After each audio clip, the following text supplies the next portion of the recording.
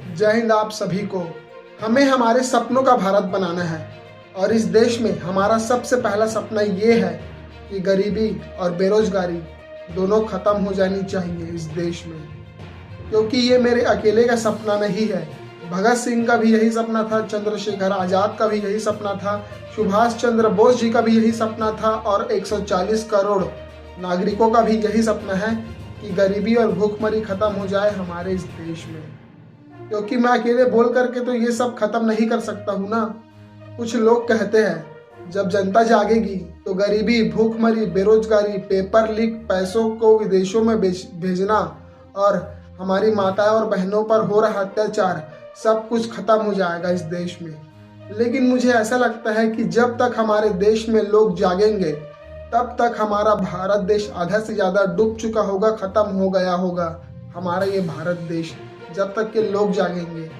आपको मालूम है हमारे नेताओं और अधिकारियों का स्विस बैंकों में इस समय कितना पैसा जमा है?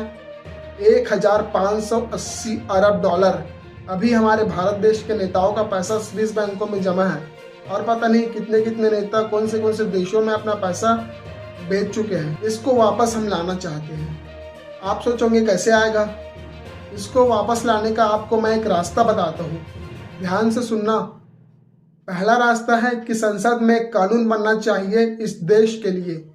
वो कानून क्या कहेगा कि 15 अगस्त 1947 के बाद जितना भी धन इस देश से लूटा है और विदेशी बैंकों में जमा हुआ है वो धन भारत की राष्ट्रीय संपत्ति है।